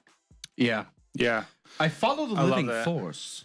Well, I mean, that's so Qui-Gon. Yeah. Like, what you brought up about how you have to suspend certain restrictions when you're in wartime, I mean, that just makes sense. If they had done that during the Clone Wars, well, like there's such disparity between what they say and what they do in the prequels, because they say literally like, we can't use our powers to help her. We're keepers of the peace, not soldiers. Well, every Jedi is automatically a general in the war. Like you are commanding everything. You know what I just thought of? Which in the movies, the enemy of the Jedi is the Sith. Is the Jedi. You really don't see them fight Sith, but you see them slaughter droids from the Separatist army. Slaughter.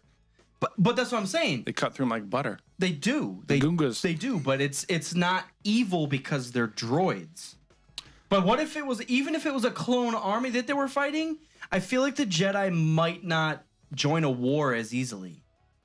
Because they would be slaughtering humans. I think that's a visual element from the movie to make the kids not think that my heroes are killing people. Right. Yeah. Well, and during the Mandalorian Wars, the Jedi certainly were not very eager to get involved in another. Yeah. They had just gotten done fighting the 100-year, Sith wars, right? So these are wars that have spanned over the course of like hundreds of years, and the Jedi have kind of had enough of the bloodshed. And when they went out after the Sith the first time, they tried to massacre the Sith to make sure that they could never return again. So, previous councils and previous orders have made different decisions. Some of them allowed marriage, some of them didn't. So you're kind of at the whim of whoever's at the reins of the Jedi Order as a whole. But even during Luke's reign, they're fighting the Yuzong Vong, which, again, are not humans. There's a weird visual aspect, storyline aspect of humans killing other species because it's okay. But as soon as you start slaughtering younglings, that's why, even though we don't see it, that's one of the most brutal things that has ever happened in the Star Wars universe. Oh, yeah. Because they're defenseless. And they're kids. And they're human kids. They're asking for you for help, and you kill them. And they're English. What are we going to do? What are we going to do? Stop, Walker. What are we going to do? Well, you're going to be in a couple pieces.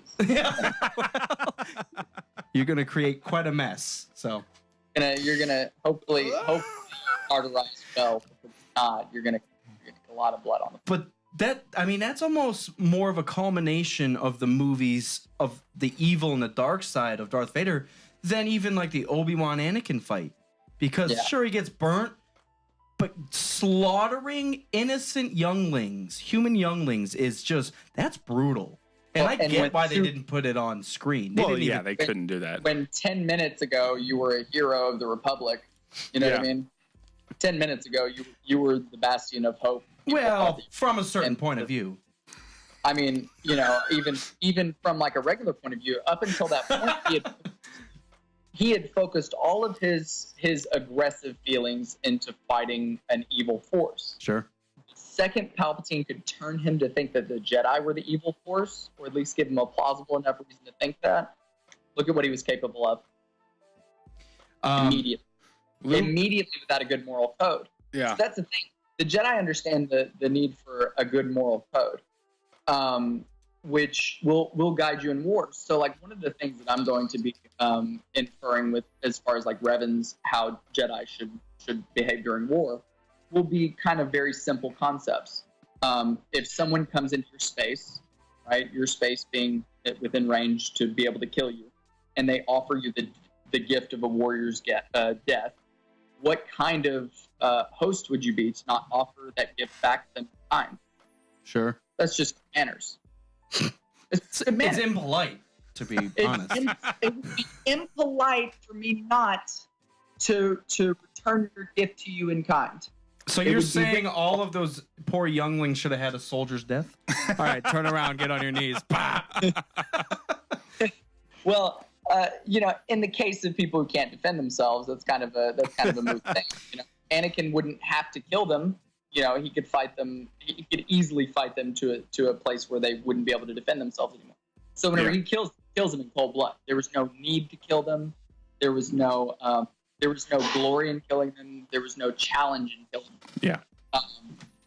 You know, if you're fighting somebody who can't even defend themselves from you, what are you doing? That's not. If we saw any martial artist doing that today, we would look at them as a bad person. Yeah. If a UFC fight, and we get that a lot within the UFC community. UFC fighters kind of tend to start fights more than other martial artists.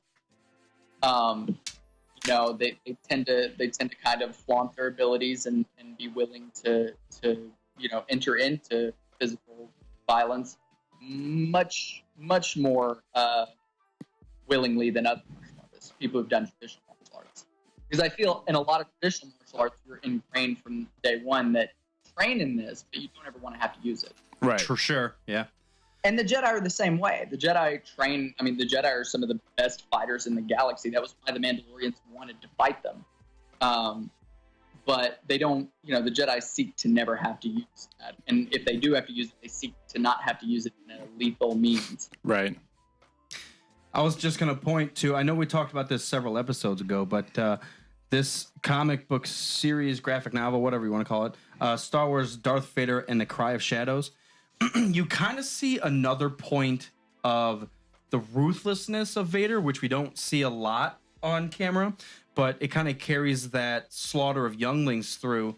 There's a point where the battle's over, and they find these rebels in a basically a medical ward. These are helpless, unarmed, hurt, injured warriors and medical staff and whatever. And Vader walks in, and there's a guy with him, and the guy says, "Surrender. We won the battle. Just get on your knees and hail Darth Vader." And Darth Vader slaughters him in front of this dude, all of them, leaves no one alive. And the guy with him basically just says, he says, "I hope Vader is more machine than man, because I can't fathom a man ever doing what he did." That's ridiculous. Slaughtering helpless, injured people. Walking in, you could have just said, "I win," and obviously I have one leg. You win. I feel bad thinking that is awesome. But that's exactly what happens. He walks in and just slaughters. And this guy's yelling, "No, stop," the guy that's with him. Oh my God. I love that shot right there. So brutal. It's so simple. I mean, that's really where you start to see the distinction between a Jedi and a Sith, is the way they deal with their enemies in combat. Yeah. You know, a Jedi will never go above the level of needed force. You know, pun intended. But they're almost like the way the Power Rangers have to escalate in a certain manner. You know, to retain their power. Yeah, they're responsible with it. They have to only use it when necessary. The Jedi follow that same concept in battle. They try to never escalate anything past what they have to win. So when they're fighting a Sith, of course, it's usually a to-death battle, because how do you fight a Sith to a standstill? Yeah. You know? Yeah, that makes sense. Damn, dude. I love everything that happens with Darth Vader. I don't know. It's like choosing the renegade path in Mass Effect. Like, I feel bad, but it's also fucking awesome at the same time. I'm gonna show you this picture. This picture of Vader standing over this child. Yeah. And the little text box at the top says, "I pray no human being is capable of what Lord Vader did that day." Oh my brutal fuck. That is... That's Vader, though. We got out of Rogue One. Elizabeth looked at me and was like, I could watch like 3 movies of just Vader doing that. And I'm like, yeah. Exactly. Yeah. Give me both. So speaking of Rogue One, we do have a question from Luke Petronella about all the new stuff. So Force Awakens, Rogue One, and Rebels. We're seeing so much hate about some of these things on the internet. Like, it's cool to hate the new canon. Luke says, it pisses me off to see how butthurt people are today. And I will agree to a certain extent. There's a fine line between critiquing our favorite thing in the world and being like super annoyed and butthurt about everything. So, like, what are your thoughts? First of all, we'll start it off with that about Force Awakens and Rogue One. Like, your thoughts about these new entries in the Star Wars. So I really enjoyed the films so far. In The Force Awakens, now they are really cram-packing these movies full of information and plot.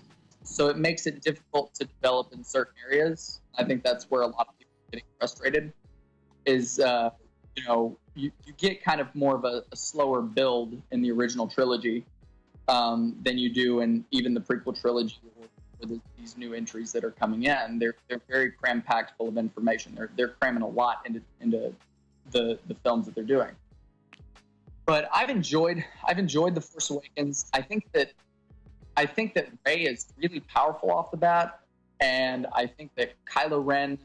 I think Kylo Ren was great. I hate anybody who talks out against him, because he fought and did pretty well for a guy who just had his like rib cage blown out with a bow. Exactly. That thing was blowing people away by like 15 to 20 feet, and he just took it standing. He just went to a knee, like somebody gut punched him really hard, right? And then he goes out. I mean, he beats them outside, which means he had to use force speed, right? And when we see him, he's already sweating. The dude really had to like move to get in front of Rey and Finn, right?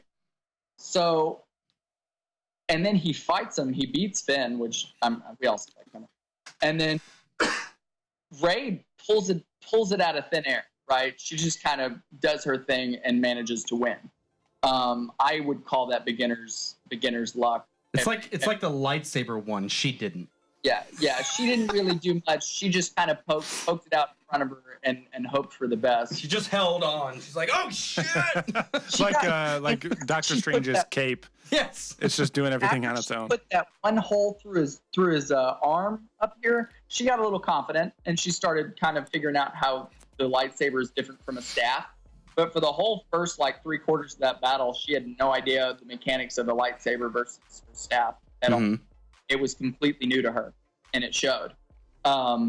So I thought the duel was done pretty well. All in all, I really enjoyed The Force Awakens. I'm looking forward to the next 2, because I feel like a lot of my reservations about it will be answered in the next 2 films. Exactly. Rogue One, I had 2 complaints about Rogue One. One, Vader's neck. Okay. Pissed. Now, I did notice that. There is a perfectly good company right down the street from you, Lucasfilm. Their name is Anovos. You could have gone and pulled a Vader costume off of their mannequin and put it on an actor, and it would have been 10 times better than that stupid neck piece that you used in the film. I'm so mad that they made Vader look stumpy. Daniel's pissed. They made him look dumpy. Like, they made him look like Vader had been eating too many McDonald's cheeseburgers. I was wondering about that. Like I don't remember seeing it like that in the originals. And obviously I know that like the Revenge of the Sith suit was different, but I was like, what? You know, I would have preferred.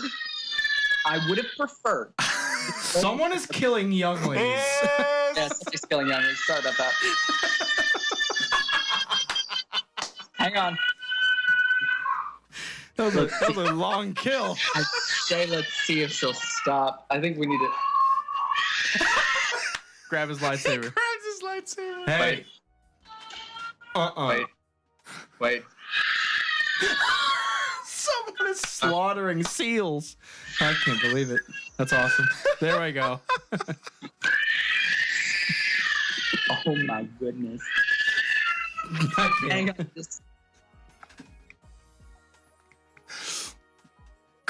I wish this was on video, because every time his child screams, he just grabs his lightsaber. Like, what the fuck do I have to do here? Go eat those Jedi Brussels sprouts. Oh my god. That's awesome. Dad, Darth Vader's coming here. He's pissed. Yeah, I'm coming to take you down. Now, I would go try and help, but honestly, she would just get mad at me even more. No, seriously, she's 2 and she's lovely. I love her so much. She's the light of my life. Lovely voice. But it's a beautiful voice, by the way. She's going to be a very famous metal vocalist. But yeah, whenever I go to help her, no. Sorry, what did I do? You sounded like Rey's vision. Oh, I thought you sounded like Luke.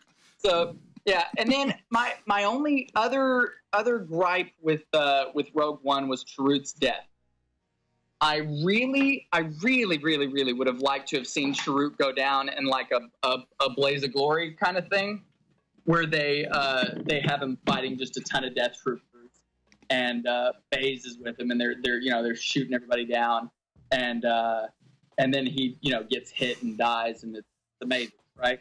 But he just gets some shrapnel from a nearby grenade, and kind of has this speed. But I kind of like that, because it's just an aspect of war. Like, literally shit is blowing up, and you can be force sensitive, but a little bit of shrapnel in the heart fucking hurts. Yeah, I thought it was really cool that they didn't make it like too glorious. Like these, like, does he know the Force? We don't really know. He's been in this fucking Kyber Crystal Temple for his whole life, but they made it like they made them seem insignificant. And that's, I feel like, the whole point of the Rebel cause. Like, all of these insignificant people are doing something significant for the galaxy. So I really, the other death that I would have loved for him is if he got to go down fighting Vader. Because again, it wouldn't have been super glorious. Ooh. Because he's a dead man one way or the other, right? But it would be cool to see him go in and kind of like. That's why I was about to say it would have been really cool if they did a McQuarrie concept Vader for this film, like did the McQuarrie concept helmet and everything, and had Chirrut actually kind of succeeded messing up the suit, so that he has to have kind of a new one. Oh, okay. You know what I'm kind of envisioning now that you said that is if Vader were to take him out, Chirrut would have been doing whatever he was, and then he just kind of stopped mid and just felt something. And then that's when Vader walks in, because you're in the middle of war and you're doing all this crazy stuff, and then you're just like, there's a devil nearby. He arrived. He would be able to see Vader better than he could see anything else in the universe. Yeah, it would have been like blinding rage is what he would have seen through the Force. So I think that could have been an awesome aspect. And it would have been obvious that it makes sense that just Vader cuts him down easily, But it would have been an awesome recognition by him to feel Vader like that. Well, yeah, awesome recognition for him to feel Vader like that. And I mean, if he gets a couple of cool fight moves in before he goes down, I mean, all the better, right? Yeah. So, I mean, maybe he succeeds in actually like knocking Vader's lightsaber away from him, and then Vader, screws him up, and then while Vader's screwing Chirrut up, is it Baze or is it Reyes? I can never remember that guy's name. Baze. Baze. Okay. Baze comes in and shoots Vader a few times while he's killing Chirrut and manages to kind of like mark him up a little bit before he dies. Do we know Baze's background? I don't think so. He's supposed to be one of the Guardians with Chirrut. He just kind of has become more disillusioned with the Force than Chirrut has. Yeah. Yeah, there's one of the new young adult novels that's coming out follows Baze and Chirrut. That was one of the things that I loved about Rogue One, though, is that they introduced different types of Force-sensitive groups. So, now you have Guardian of the Wills in the mix. Yeah. They're sort of just making it so that the galaxy is a broader, more lived-in area. And that's what I think. I think the more systems the Jedi encounter, the more types of Force-using groups they're going to find, because let's face it, every star system in the galaxy has Force-sensitive people. They would all learn how to use the Force, and they would all learn how to use the Force different. Yeah. And that's kind of why I liked the Jedi Order in general, because you get to see that. You get to see a Kiadi. You get to see a Kit Fisto. You get to see all these like non-human species Force users. Right. Yaddle, best thing ever. My favorite. But it is interesting, and I mean, Sith, they're all human. Okay, Maul. But that's it. Yeah. Like Revan, when he goes dark, Bane, everybody's... That is true. I never really thought about that. So Plagueis isn't... The Empire itself was very sort of elitist. Yeah. For employing only humans. Yeah. Specious assholes. Doesn't sound like anything currently going on in the world. Not yet. Once we find an alien, we're gonna hate it. I don't think we've gotten done hating each other yet. Mm-hmm. Plenty of that going around. The prequels suck. Aliens are like, we'll go talk to them when they figured out how to stop hating each other. Right, exactly. They killing themselves. We're gonna stay away from that place. They still haven't fucking invented lightsabers. Yeah. I'm not having it. Yeah. Yeah, I'm not gonna. The second we find aliens, they better have a like college program, something. I don't know how to build a lightsaber. That's awesome. So they can get me to sign up for anything. Like you get a lightsaber, sure. You don't even know what the contract is yet. I don't care. Right. So, quick question. It's not gonna be a quick answer, hopefully. Favorite Sith, favorite Jedi. You can do EU or whatever you want, but if you have to pick one of each. Okay, cool. So I'll go with Sith first. Darth Bane is without doubt my favorite Sith. Correct answer. Yeah, correct answer, right? The self-proclaimed Sith Ari. This guy has killed more Sith than most Jedi. You know what I mean? Like, yeah. And he made them stronger. And he murdered thousands upon thousands and made them stronger as a Sith Order. Exactly. Oh. He murdered everyone in the Sith Order just so he could make it a little better, right? And successfully started the plan for revenge against the Jedi Order, which culminated with Palpatine. So I feel like Bane gets my forever favorite Sith because he was a pioneer. And he learned from Darth Revan, so even better. Even better, right? He took some of Revan's ideas and took them his own way. Our favorite character learned from our other favorite character. Right. My favorite character learned from my other favorite character. That I never say is my favorite character because that's who I portray. So.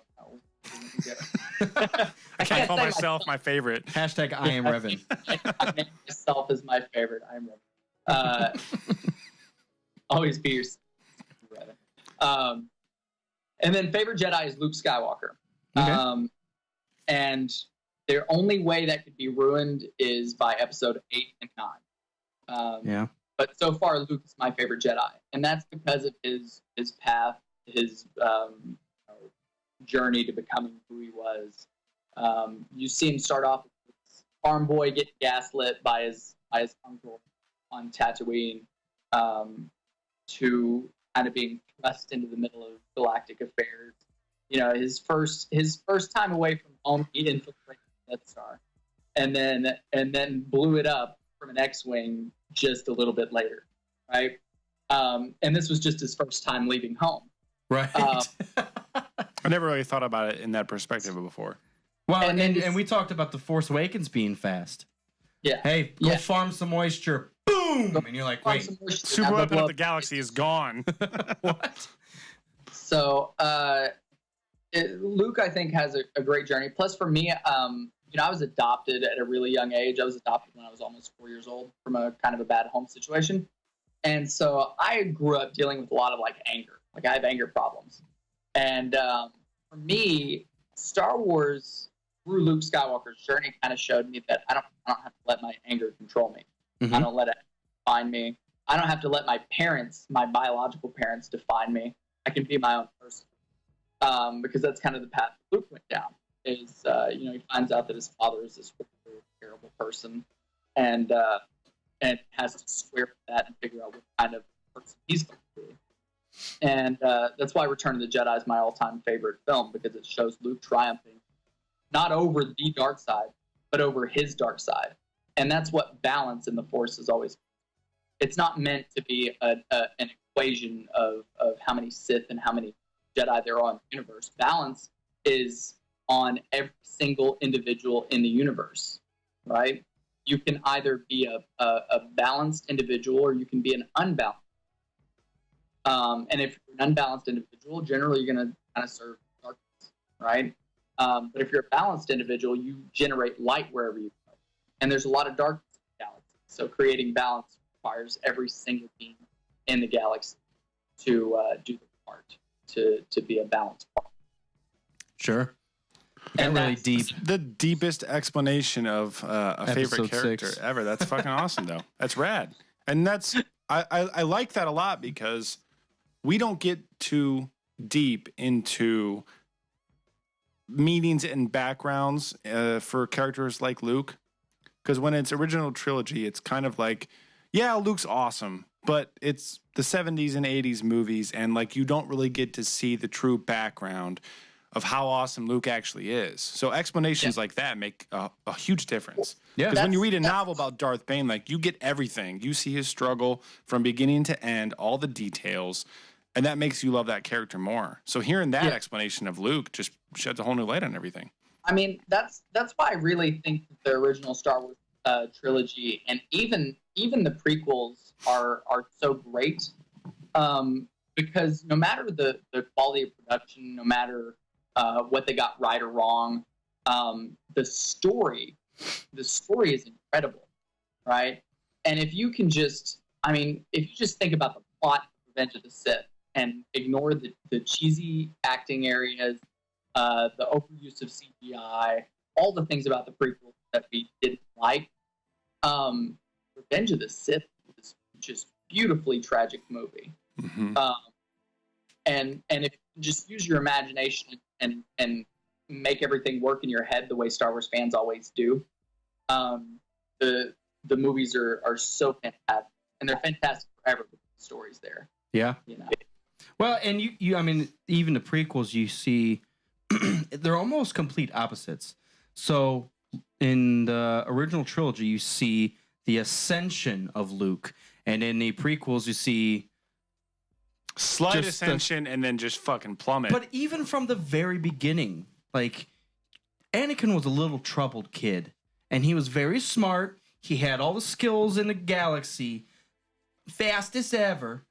But it's from Sebulba to all the way to Dooku and Sidious. It's just they just hit him, and it brings his whole character down on the notch, and he never really regains that. Yeah. And it's constant battle against himself, really, He takes everything so personally, but that's kind of the character he is. So he just kind of slowly falls to the dark side. No, and that's a wonderful thing, and that's why I'm excited for this new trilogy, man. I'm really excited because I think they're just gonna mess with all of that in a good way and just make it different. I don't know. Yeah. Screw with all your expectations. I agree, and that's why I'm really glad at the moves Disney's been making. There's been very few things that Disney's done that I've been, not fully game for. I don't know how I feel about the Kyber crystals. I kind of like the explanation, and then I kind of don't. The good thing is that the visual dictionary has Kyber crystals included with Bondar crystals, and a lot of the other power crystals you get from Knights of the Old Republic. Mm-hmm. Yeah. So even though there are Kyber crystals, they do acknowledge that other crystals can be used as focus crystals.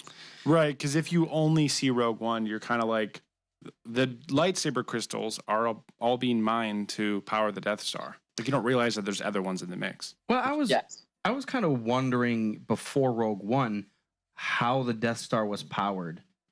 Like, is it just a big Cummins diesel in the middle of the thing just running? Well, they explained it. There you go.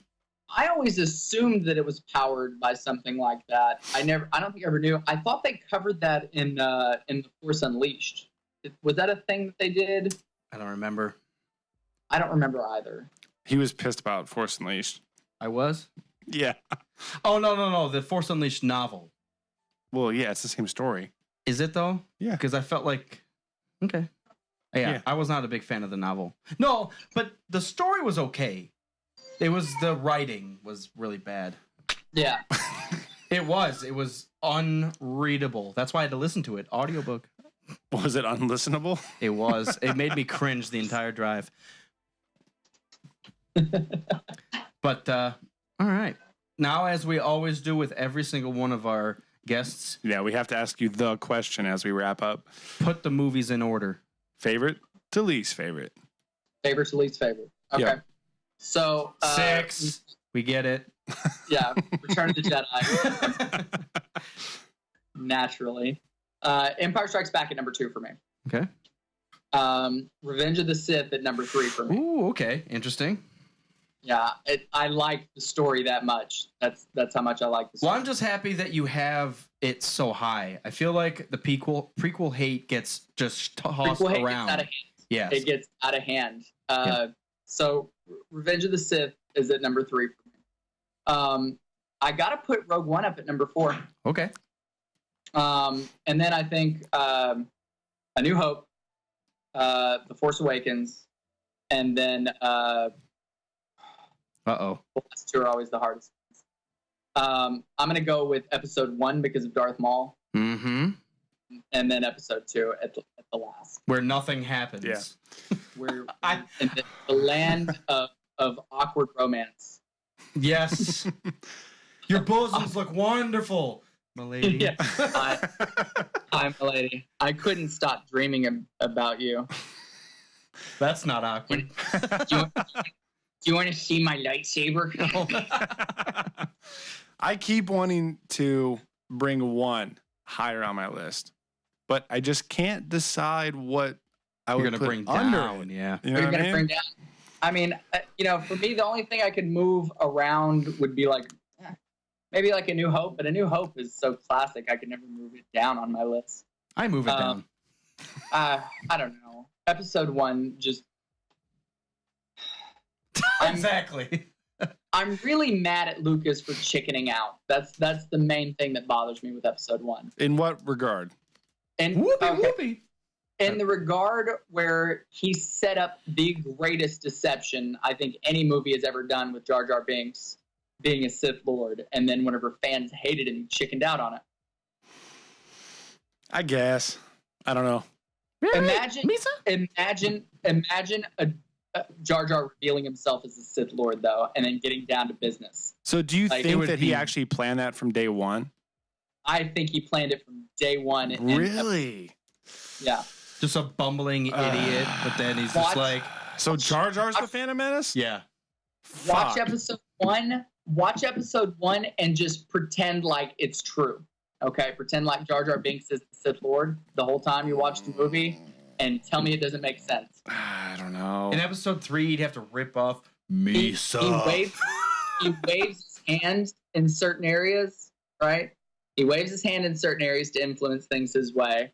He's probably the most deadly Gungan on the battlefield. Accidentally. And he's acting like a bumbling fool. Okay, but drunken master. Yeah. Like he's totally a drunken master like style, and he even does like a little like kung fu drunken master warm up before he jumps into the water. Oh, he kind of does. Yeah, I'm totally sold on the theory. Wow. I hate it, but okay. So I think Lucas set it up that way. Was very adamant about making Jar Jar a Sith, and then chickened out. I think so. Chickened out last minute. So you're saying just specifically episode 1? Because how would you continue on with a Jar Jar Sith?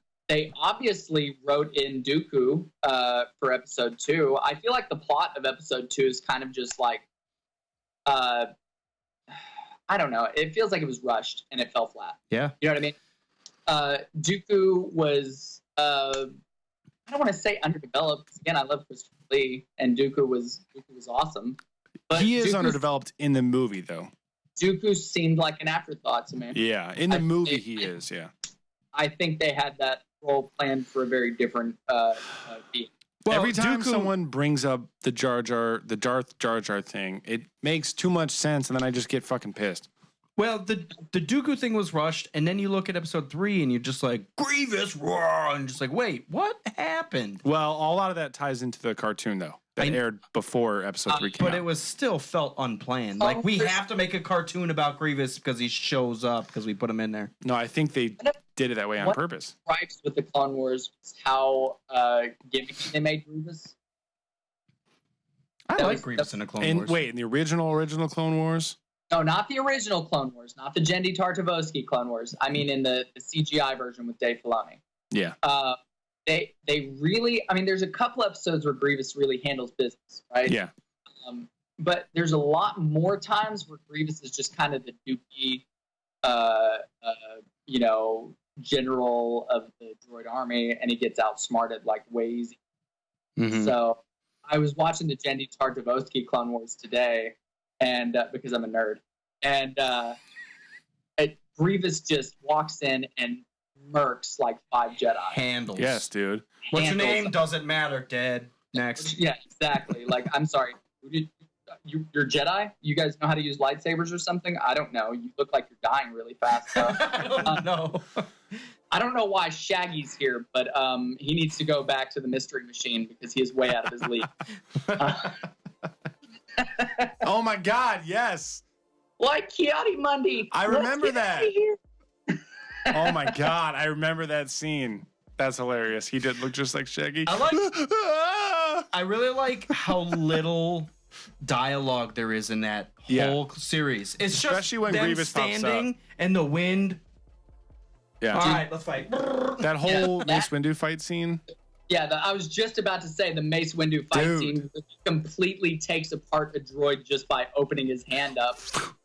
So awesome. And doesn't he use God, those nuts and bolts and then to kill?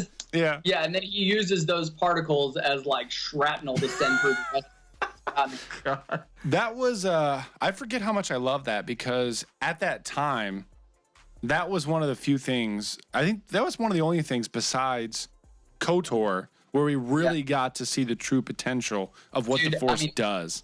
Well, and it was really the only thing you were getting outside of the prequel trilogy. Episode 1 had come out, and then you get like you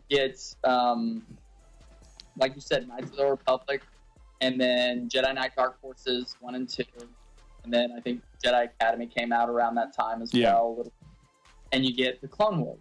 Yeah. And I mean, that was what whet our imagination for Star Wars for a long time. Yeah. And those fight scenes were amazing. Incredible. Dirge, the Gendai bounty hunter. God, I forgot about Dirge. Everybody's going to die with this.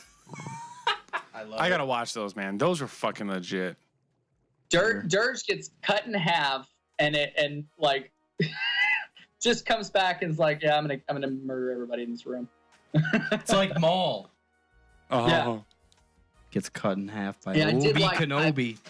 I loved Maul in Clone Wars. I really wish that they would have taken the time to put Anakin against Maul because I don't need to see a rematch.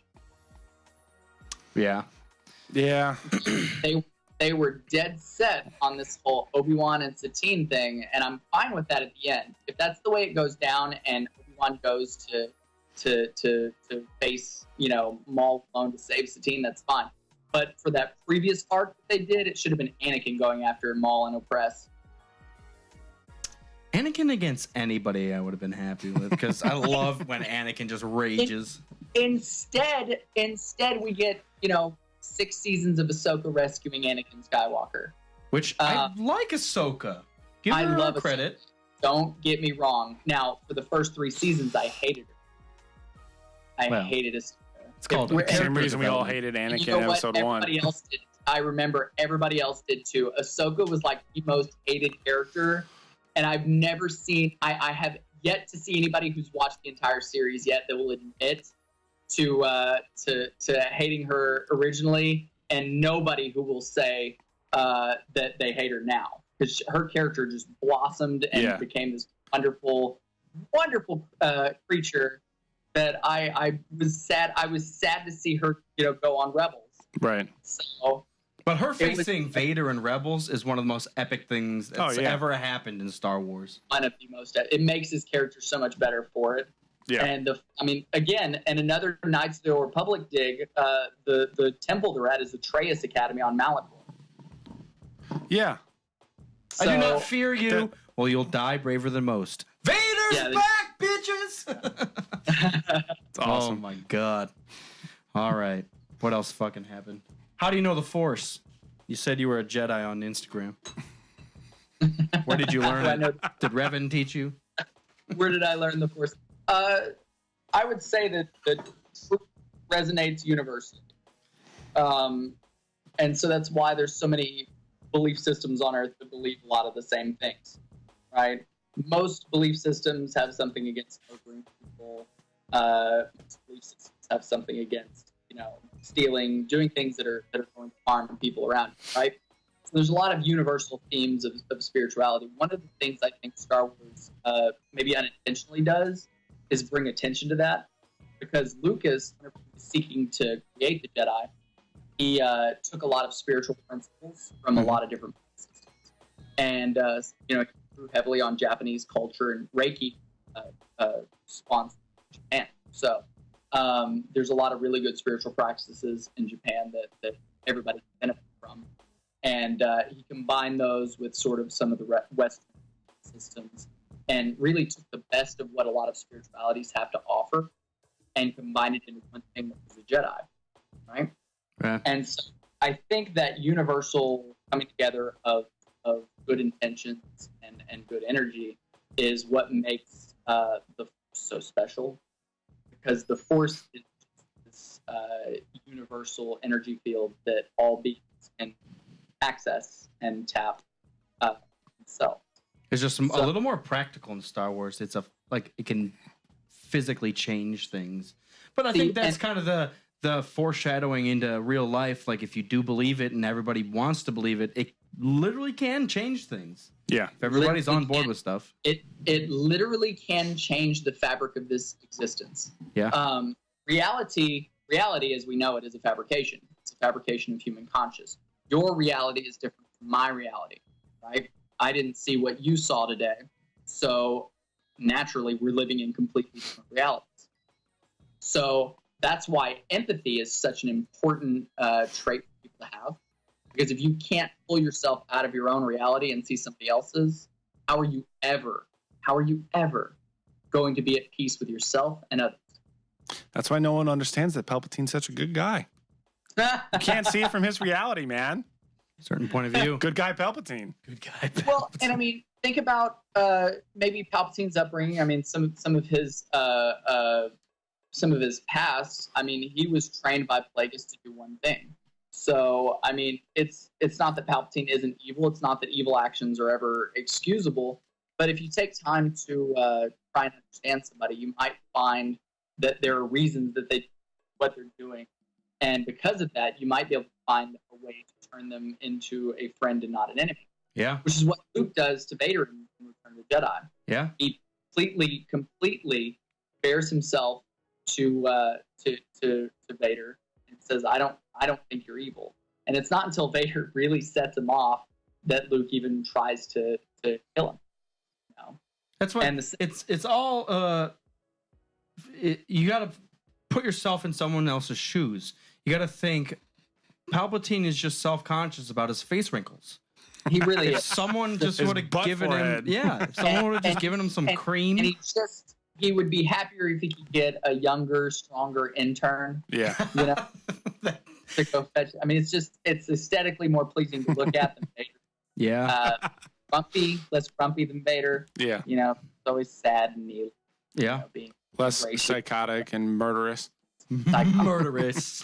That's where I do, in seriousness though, I do think that line, from a certain point of view, might be like the most important line in all the Star Wars movies. And I hate it, but I like it.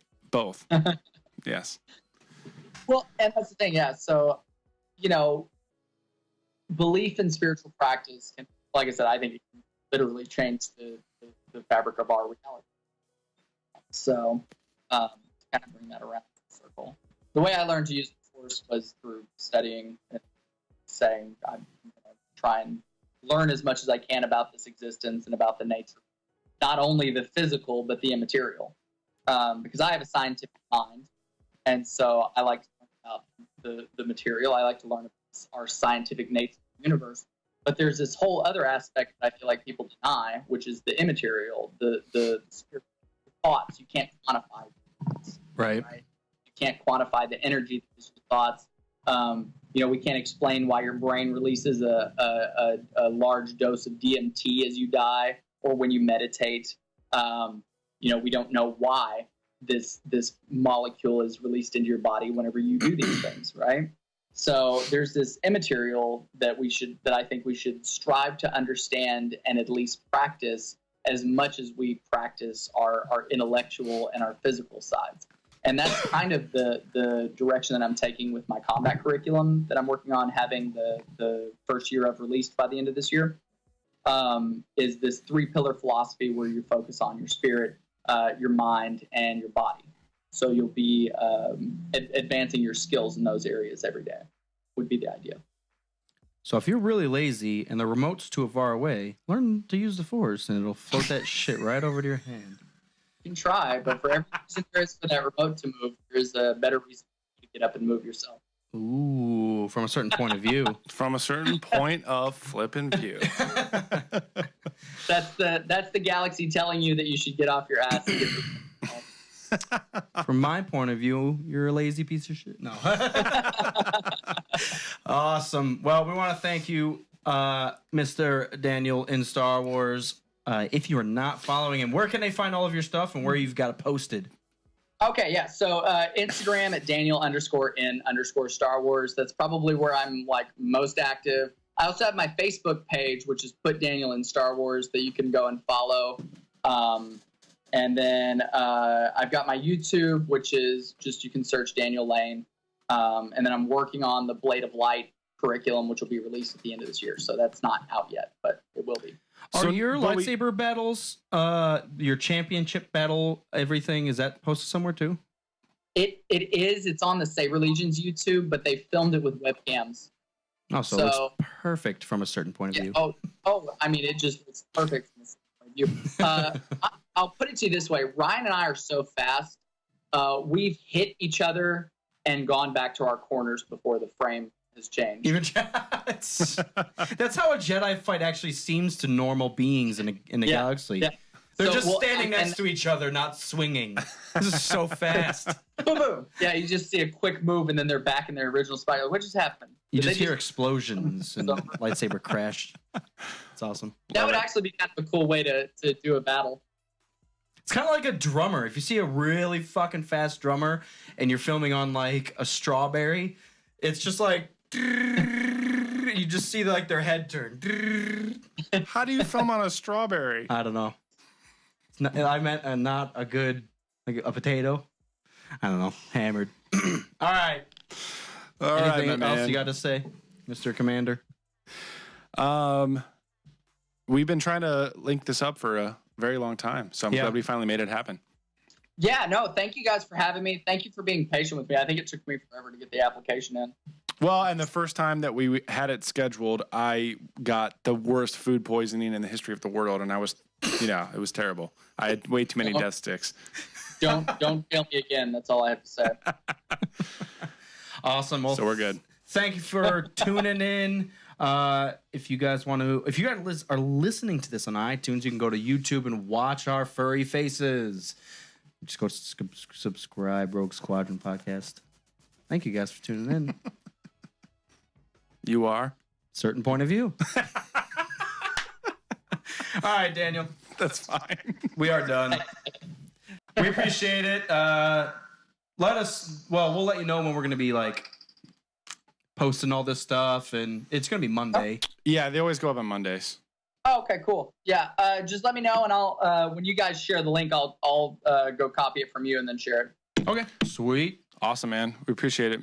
You dropped a lot of fucking rad knowledge. And honestly, I know it's funny now, but a certain point of view, it's cool to see your view of episode 6, because I've slowly liked it less and less. Because the net and the Ewoks and the fake kick when Luke's outside. I mean, it's all phonetic stuff. It doesn't really matter. Yeah. So it's cool to see a deeper conversation. Yeah. See a deeper conversation. I don't even know what what's happening. You know what? Maybe I convey it so well that you can see it in your head. I take that as a compliment. I mean, you're Revan, so.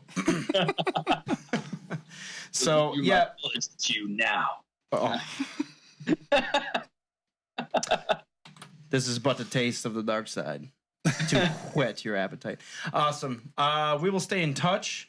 We definitely would like to have you back on. Maybe not next episode, but the one after. I had a lot of fun.